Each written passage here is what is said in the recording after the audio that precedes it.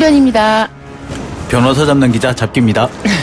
예, 신변잡기 신유진 변호사 장영진 기자와 함께합니다. 어서 오십시오. 안녕하세요. 요 보이는 라디오 YTN 유튜브 이정희님께서 신변님 결혼 초기라서 밝은 거겠죠? 한두 달 있으면 얼굴에 다크서클 내려올 텐데 이런 댓글 남겨주셨는데 결혼하셨습니까? 아니요. 5월 19일에 합니다. 아이고요. 네. 저도 소식을 못 들었는데 저렇게 써주셔서 결혼한 줄 알았네요. 미리 축하드리겠습니다. 네, 감사합니다. 축하드립니다. 감사합니다. 인천 공항고속도로에서 발생한 사고부터 얘기해 봅시다. 사고로 숨진 분이 여배우다라고 밝혀져서 더 큰 관심을 끌고 있는 것 같은데 먼저 사고 경위를 좀 설명 부탁드리겠습니다. 네, 지난 6일 새벽 3시 52분경에 발생한 사고고요.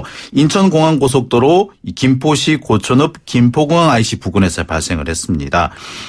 고속도로 한복판에 웬 여성분이 승용차를 세우고 차 밖으로 나와 있었다고 해요. 그리고 뒤따르던 차량 2대에 연속으로 치여서 숨지는 사건이었는데 알고 봤더니 이 피해자가 아이돌 출신의 가수였던 한지성 씨였다라는 거고 당시 남편과 함께 있었다고 합니다. 이 남편은 당시 도로 밖으로 나가 있었고요. 이 한 씨만 도로 한가운데 서 있다가 참변을 당했다고 하는데 이 남편 같은 경우 당시 자신은 용변이 급해서 이 길 가로 나갔었고 아내가 왜 갓길도 아닌 이 3차 3개 차로 중 한가운데인 이게 2차로에 서 있었는지는 자신도 잘 모르겠다. 그리고 왜 나왔는지도 잘 모르겠다라고 말했습니다. 네, 상식적으로는 조금 이해가 안 되는 사건인데요. 네. 너무 이상하더라고요. 이상하죠. 네, 정말 이상해요. 그래서 뭐 술을 먹은 게 아니냐 뭐 네. 이런 이야기까지 나오던데 네. 아직 그건 확인되진 않았고요. 남편은 술을 먹었다고 얘기를 했고 예. 근데 아내가 술을 먹었는지는 모르겠다라고 얘기를 하더라고요. 그 부분이 좀 더 이상하더라고요. 이상하죠. 이렇게 모른다는 게 아니 안 먹었으면 안 먹었지 네. 모른다는 게 뭐를 말하는 그렇죠. 건지 네. 특히 이제 보통 사람이라면 정말 몰라서 그럴 수가 있는데 변호사라는 이제 아마 남편분이 남편의 변호사라고 직업. 지금 알려져 네. 있는데 만약 그게 맞다면 모른다라는 것이 이게 어떻게 보면 약간 법률적인 어떤 방어를 미리 하겠다라는 의도가 아닌가 그런 해석도 좀 가능할 것 같긴 해서 네. 예. 그 동영상 보셨나요? 블랙박스? 못 보시면 봤습니다. 그게 보면은 예. 그 고속도로 3차선인 고속도로인데 가운데 2차선에 예. 딱 서 있고 그 차를 그 지나가는 차가 우리 찍은 블랙박스를 보면 좀 더 그렇죠. 정확한데 지나가는 차가 비상등이 켜 있으니까 네, 비상등이 켜져 있었고요. 그러니까 비상등이 켜져 있는 차를 지나가는데 그 한지성 씨로 추정되는 분이 차 뒤에 서서 있고 그리고 이제 아마 그 차량 속에서 갑자기 남성 남편으로 추정되는 분이 갑자기 뛰어서 나가서 내렸다. 갓길로 나가는 모습 네. 이렇게 나와 있었고 이제 동영상상으로 보면은 이 한지성 씨가 그 허리를 숙이는 장면이라든지 상체를 네. 이렇게 흔드는 모습이 좀 보여요. 네. 그래서 일부 어떤 분은 토한 거 아니야? 네, 토하고 있는 거 예. 아니냐. 근데 뭐 토한 흔적은 없었다라고 없었다라고 하고 하더라고요. 해서 좀 매우 이 사건이 이상하고 그 남편의 진술이 매우 이상해요. 앞뒤가 안 네. 맞는다는 생각이 들어요. 그러니까 본인은 이제 용변이 급해서 나갔을 뿐이고 그 부인이 왜 나왔는지도 모르겠고 사고가 난지도 모르고 있었다라고 얘기하는데 당시 상황을 보면은 거의 동시에 차에서 나간 것으로 보이고 그리고 나가고 그 갓길로 이동한 직후에 사고가 났기 때문에 용변 중이 아니었던 걸로 보이거든요. 그래서 왜 사고가 났는지 사고 난 시 상황을 잘 못 봤다라고 얘기하는 것 역시도 조금 앞뒤가 네. 안 맞아 보여요. 예. 그 보통 이 고속도로에서는 웬만하면 갓길에다가도 차를 대면 안 되잖아요. 갓길도 위험하다고 네, 그러죠. 그렇죠. 그런데 주행 중인 차로에서 2차선에서 차를 세웠다. 네, 세 개 차로 중에 한 가운데 도로 한복판이잖아요. 도로 한복판이죠. 왜 그랬을까? 납득하기 좀 어려운 그런 상황입니다. 그 동영상, 그러니까 저 블랙박스 동영상상으로 보자면은 토하는 것 아니면은 네. 뭔가를 찾는 듯한 그런 모습이거든요. 그래서 싸운 거 아니냐, 뭐 싸워가지고 뭘 집어 던졌다거나 그래서 찾는 거 아니냐 이런 얘기도 나오기는 것 같습니다. 예. 제 잠시 핸드폰이 울려서 대단히 죄송합니다. 사과 말씀을 드리겠습니다. 네. 신 변호사 핸드폰이었어요? 네, 그렇습니다. 사과의 의미로 성대모사 한번 할까요? 하지 마세요. 예. 알겠습니다. 그 택시 운전사는 남편에게서 술 냄새가 심하게 났다 이렇게 진술했는데 네. 뭐 어쨌든 그 아내분이 음주를 했다 그러면은 뭐 다른 방법으로도 알 수 있잖아요. 그렇죠. 지금 현재 뭐 그 국가수에서 부검을 하고 있으니까 뭐 체열을 해서 보면 금방 알 수가 있을 겁니다. 그래서 네. 아마 그 부분에 대해서는 뭐 특별하게 진술을 안 했다고 하더라도 확인이 가능할 것 같고요. 이게 체열을 해서 그 음주 여부는 뭐 금방 나오니까요. 네. 나오고 이제 다만 이제 그 부검을 통해서 왜 나왔는지 뭐 그전에 어떤 뭐 상처가 있었는지 이런 것들을 네. 확인하는 방법은 예. 좀 네. 그거는 좀 보름 예. 정도 걸린다고 합니다. 차 안에서 부부간에 다툼이 있었을 가능성도 있다. 이런 얘기도 나오는데 네. 지금 그 사고가 난 차량 블랙박스가 음성이 녹음이 안 됐다고 해서 그 부분 확인할 수가 없는 모양새죠. 그렇죠. 맞아요. 그 음성이 없다라면 보통 사실 근데 음성을 지우는 경우 뭐 음성을 보통 녹음을 안 하는 경우도 있기는 있어요. 네. 예. 그렇긴 한데 뭐 내부 자신들이 그 사생활 보호를 위해서 네. 안 하는 경우도 있긴 한데 이 부분에 대해서 일부러 지웠을 가능성이 일단 없어 보인다고는 합니다. 하지만 이제 현재로서는 다툼이 있었는지 없었는지는 잘 모르겠습니다만 그 사고 직전 상황 아니면 차를 왜 세웠는지 상황을 알 수 있으려면은 딱 그 차량 내부에 그 그렇죠. 음성 녹음만 돼 있으면은 명확하게 알 거의 텐데 명확하게 알수 그거를 있는데. 전혀 알 수가 없으니까 예. 답답한데 내가 남편이 또 진술을 이상하게 진술은 예. 이제 사실 일관되지 않기 때문에 사실 이 부분에 대해서 조금 의심스러운 것이 그렇죠. 정상적으로 만약에 정말 소변이 너무 급했어도 차를 갓길에 세우는 게 정상적인데 그렇죠. 한가운데 2차선 세웠다. 한가운데 세웠고 멀리서 차가 오는데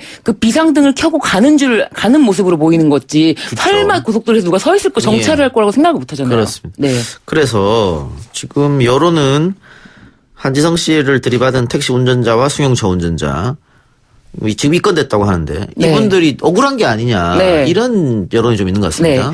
그래서 이게 신뢰 원칙이라는 게 있어요. 그래서 이게 교통사고에서 도로교통을 다른 사람이 준수할 것을 믿고 나도 준수하기만 하면 된다. 그런데 이 주의무 위반이라고 해서 그거를 인지할 수 있었는지 멀리서 장거리에서 저 차가 지금 비상등을 켰거든요. 그거를 보고 전방 주시 의무를 다했다면은 그 치지 않을 수 있었는지 그걸 좀 명확하게 해서 과실 여부가 판단이 될 것 같아요. 택시 기사 같은 경우는 조금 좀 이게 아마 좀 살펴볼 필요가 있을 것 같고요. 다만 이제 그 올란도 승용차 운전자의 경우는 한 차례 친 그 한 씨가 다시 이게 어떻게 보면 약간 조금 튀어서 이렇게 맞은 부분이기 때문에 올란도 승용차 운전자는 좀 아마 그 무죄일 가능성이 좀 높아 보이고 그렇습니다. 지금 교통사고 처리 특례법상 치사 혐의로 입건됐다고 하는데 네. 어떻게 처벌이 일단은 될까요? 그러니까요. 일단은 치사 혐의로 입건을 했는데 그거를 봤을 때 아직은 이제 뭐 100km 제한, 속도 제한이 예. 있는 곳에서 그거를 볼 수 있었는지에 대해서 좀 더 명확하게 한번 밝혀봐야 될 것 같은데 그걸 좀 사실은 만약에 무단횡단을 했다 고속도로에서 예. 그럴 경우는 무죄가 확실하거든요. 근데 이거는 무단횡단은 아니고 비상등이 켜 있는 상황이기 때문에 인지는 할 수 있었다. 근데 예. 만약에 이게 처벌이 된다 하더라도 뭐 벌금형이나 뭐 아니면 그렇게 될 것 같아요. 예. 네. 그래요. 어쨌든 돌아가신 분은 상당히 안타까운 일인데 이 고속도로에서 이런 일이 벌어졌기 때문에 이 교통사고를 어떻게 보면 일으켰던 네. 내가 운전으로 해서 사망자가 발생했다고 하는 네. 그 부분에서 또 트라우마가 생길 수 있으니까. 그렇죠. 굉장히 예, 다시 이런 심리적으로 힘드실 텐데. 예, 있으면 안 된다고 보여지고요. 네. 김학의 얘기해 봅시다. 네. 뇌물수수와 성범죄 혐의를 받는 김학의 전 차관이 6년 만에 피의자 신분으로 검찰에 소환됐다. 오늘 네. 그 카메라 앞에 섰나요? 네, 오늘 카메라 앞에 섰습니다. 그래서 뭐 질문이 많이 쏟아졌죠. 네. 뭐 동영상 속에 네. 그 사람 당신 맞느냐부터 뭐 진짜 뭐 그 강간 혐의, 뭐 네. 성폭행 혐의 인정하시느냐, 뇌물 받았느냐 여러 가지 네. 질문이 쏟아졌는데 답변은 아무 말도 하지 않고서 딱 한마디 했죠. 예, 조사 성취를 받겠다라고 네. 하고 들어갔습니다. 예. 현재 김학의 전 차관의 의혹은 뇌물 의혹과 성범죄 의혹 두 가지인데요. 뇌물 의혹은 네 갈래로 나눠집니다. 첫 번째가 이제 윤중천 씨로부터 여러 차례에 걸쳐서 수백만 원을 받은 혐의. 검사장 승진과 관련해서 윤 씨가 건넨 1,000만 원 상당의 그림을 수수한 혐의. 그리고 목동 재개발을 도와주는 대가로 집 한 채를 요구한 혐의. 그리고 2013년 이 성관계 동영상이 처음 공개됐을 당시에 이 사건을 무마하기 위해서 이 피해 여성이 살고 있는 오피스텔의 네. 보증금 이게 윤중청 씨 건설업자 네. 윤중청 씨 소유였다고 하는데 이것을 포기하라고 네. 압력을 넣었다는 혐의. 이게 제3자 뇌물 혐의라고 하는데 요 네 가지가 있고요. 성범죄는 이 원주 이 별장에서 성상납 혹은 성접대를 받은 혐의가 있고요. 그다음에 서울 역삼동 윤 씨 소유의 오피스텔에서 윤 씨와 함께 이 권모 씨 등 여성들을 집단으로 성폭행한 혐의. 그다음에 이 과정에서 양부를 투약했는지 하는 의심을 받고 있습니다. 예. 윤중천 씨에 대한 조사도 이루어졌는데 윤중천 씨가 김학의 전 차관이 아파트를 요구했다 이런 말을 했다고요? 네. 이게 아파트 얘기가 나온 게 사실은 윤중천을 구속하려고 했잖아요. 근데 이제 법원에서 윤중천을 잡아서 김학의를 잡으려고 하는 거 아니냐. 그래서 이제 구속영장을 기각했는데 왜 윤중천을 꼭 이제 계속 얘기를 나오게 하냐면은 1억이 넘어야 돼요. 뇌물 액수가. 그렇죠. 그래야지 1억이 넘어야 공소시효가 남아있거든요. 그러니까는 이제 불어라 하니까 이제 아파트 얘기가 살짝 나온 거예요. 근데 아파트를 실제로 주고받지는 않았다라는 얘기를 하는데 사실 뇌물죄에서는 실제로 주거나 받지 않아도 요구만 해도 네. 그게 뇌물죄가 성립하거든요. 그러니까 부정한 저사를 하겠다라고 의사를 표시한 요구. 경우에도 네. 이 뇌물죄 처벌을 받는데 이 목동 재개발 사업을 이렇게 윤준청 씨가 진행을 했었다 그래요. 그래서 네. 이 과정에서 여러 가지 어려움이 있었는데 김학의 전 차관이 내가 좀 도와줄게. 만약에 잘 되면은 나한테 집 한 채 줘이 라고 얘기한 거예요. 요 부분이 뇌물을 제공해 달라고 요구한. 그러니까 내가 부정한 저사를 할 테니 그러니까 뇌물을 달라라고 요구했다라고 할 수 있는 부분인 거죠. 근데 다만 이 부분이 이게 사실 진짜 이게 진정한 의사 표시인지 아니면 그냥 농담으로 나 도와줄 테니까 뭐 잘 되면 좀 한몫 쭉 떼줘. 라고 그렇게 그냥 농담처럼 한 것인지 사실 이 부분이 좀 애매하긴 해요. 사실 제가 봤을 때는 윤중천 씨가 처음에는 자기도 안 걸릴 정도의 수준에서만 계속 얘기를 한 거예요. 진술을. 네. 한 몇백만 원 줬다. 그걸 그냥 뭐 대가성 전혀 없고 그냥 인사나 하라고 한 몇백만 500만 원 주고 뭐 그랬다. 그렇게 하다가 검찰이 더 불어라 하니까 그림 1,000만 원? 1,000만 원 갖고 안 된다. 더 불어라. 골프, 자꾸 커지고 있는 식대, 거. 그다가 이제 아파트까지 나온 거예요. 그래서 뭐 진술이 너무 이제 서로 간에 다르니까 대질도 할 수 있는 뭐 가능성이 있겠죠.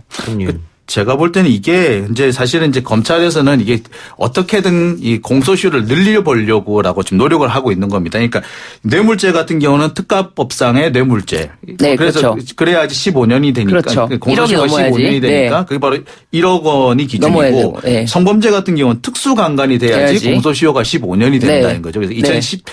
2007년 12월 21일 네. 이후여야 하는데 네. 자, 그런 점에서 계속해서 지금 그 시효를 늘리려고 노력을 하고 있는 것이고 네. 그 단서를 윤준천 씨의 진술로부터 받아내려고 하고 있는 거죠. 그리고 지금 그 성범죄 피해자라고 하고 있는 여성들의 진술이 어느 정도 있기 때문에 네. 일단은 검찰은 하나의 그 단서를 잡은 건 분명해 보입니다. 근데 오늘 지금 상황으로 보자면 김학의 전 차관은 거의 말을 안 하고 있다고 그러더라고요. 네. 자, 김 전 차관이 계속 진술을 거부하면 최근 윤중천 씨가 입을 열기 시작했지 않습니까? 네. 대질 신문도 가능하겠네요. 네, 대질신문도 가능하다고 보여져요, 저는. 예. 네. 알겠습니다. 김학의 전 차관이 앞선 두 차례의 검찰 조사에서 모두 무혐의 처분을 받았는데 이번에는 어떻게 될지 지켜보고요. 네. 공감병 갑질 파문을 일으킨 박찬주 전 육군 대장 검찰이 무혐의 처분했는데요. 저도 이 기사가 한참 뜰 때 TV에 나가면 이것만 평론을 했었는데 그런 네. 기억이 나거든요. 네. 네. 어떻게 생각하시나요? 그런데 진짜? 무혐의 처분이 났네요. 너무 황당하지 않나요? 저는 이게 보면서 사실 좀 약간 예상을 했었던 부분이 있었어요. 왜냐하면은 우리나라 이게 그 직권 남용 혐의라는 게 직권이 존재해야지 남용이 된다라는 그런 전제를 갖고 있거든요. 그러니까 직권이 없는데도 남용한 경우에는 죄질은 더 나쁜데 처벌할 수 없다라는 그런 판례가 여러 차례 있었거든요. 그래서 이게 이렇게 되는 거 아닌가? 라는 생각을 사실 좀 했었어요. 근데 정말 그대로 되는 걸 보고 참 기가 차다라는 생각을 하게 됐습니다. 누가 봐도 분명히 죄는 있고 피해자도 있는데 처벌은 할 수 없다 이 말이잖아요. 법의 공백인 부분이기도 하죠. 저는 이거 적용에 따라서 해석에 따라서 이걸 적용할 수 있다고도 저는 보여지거든요. 위력으로 이게 됐다. 왜냐하면 지금 이분은 이제 박찬주 전 대장 이분은 나오셔서 계속 자기는 굉장히 할 만한 일을 했다. 예를 들면은, 모가청을 담그겠다. 이제 군 사병들한테. 근데 모가청을 담그는 거는 전통이었다. 전 그것도 참 그게 너무 전통을 지금 네. 이제 더 이상 못하게 되지 않았느냐. 이런 얘기 하시고 또, 손목시계가 아니라 손목에다가 소한 배를 붙여줬잖아요. 네. 전자발찌라고. 전자발찌 같은 거. 근데 그게, 대기를 계속 하고 있어야 되는데, 배 앞에서 계속 대기를 하고 있어야 되는데, 그 불편함을 해소시켜주기 위해서 손목에다가 배를 채워줬다. 그렇게 되면은 본인이 왜 배를 채워줬냐면은 기록을 다시 갖다 놔야 된대요. 근데 문화가 바뀌고 하면은 그 기록을 본인이 직접 갖다 놓을 수도 있잖아요. 그러니까 이게 이런 것 같아요. 박찬주 대장의 그 머릿속에는 자신이 해왔던 그 군생활을 하면서 해왔던 그것이 그런 행동들이 이게 잘못된 것이다라고 생각하지 않는다는 데 문제가 있는 겁니다. 그 군인이 명령을 복종을 하는 것은 그 정당한 명령에 복종하는 것이고 불법적인 명령에는 복종할 이유가 없는데 군에서는 무조건 명령에는 복종을 하라고 돼 있거든요. 그런 줄로 다들 알고 있었어요. 그러니까 이런 부당한 명령에도 그냥 있었던 거예요. 사실 이 부분에서는 그 어떻게 보자면은 직권남용죄가 아니라 강요죄를 집어넣을 수도 있었다고 보는데 군 검찰이 어떻게 보자면은 약간 이 일부러 면죄부를 주기 위해서 법 적용을 일부러 좀 소홀히 하지 않았느냐. 오히려 그 직무유기의 성격이 있어 보인다라는 생각이 들어요. 강요죄를 했다면 충분히 가능하거든요. 어떻게 GOP에서 근무할 병사를 빼내가지고 내 공간에서 근무하게 하느냐. 이건 강요거든요. 직권남용이 아니면. 그런데 왜 그 부분에 대한 판단을 하지 않았는지 사실 좀 의심스럽습니다. 예. 우리 장용진 기자도 군 출신 아닙니까? 그렇습니다. 육군 위관 장교 출신이죠. 예비역 대위죠. 예, 위관 장교 출신. 퇴역 대위죠, 이제. 군에서 이런 부당 행위 많이 봤죠? 아휴, 말하면은 입이 아프죠. 예, 남성분들은 다 아실 겁니다. 여기서 없다라고 말하는 그 순간에 아마 돌 맞을 거예요. 저는 군 인권 강의를 참 오랫동안 했거든요. 예. 좀 특이한 경력이긴 한데 군 인권 강의를 했기 때문에 제가 그렇지 않아도 이 사건에 대해서는 굉장히 이제 주시하고 있었어요. 근데 저는 무혐의를 딱 내린 걸 보고 너무 놀랐어요. 그 인권 강의하면 이쪽 귀로 들어와서 이쪽 귀로 나갑니다. 그래서 저는 재밌게 하려고 그때부터 성대모사를 엄청 열심히 했습니다. 군 인권 문제 점점 나아지겠죠. 예. 네. 저도 그럴까요? 폭력의 일상에 노출돼 있었는데 한 20여 년 전의 일이니까. 예. 예. 알겠습니다. 두 말씀 오늘 여기까지 듣겠습니다. 수고하셨습니다. 네, 감사합니다. 감사합니다.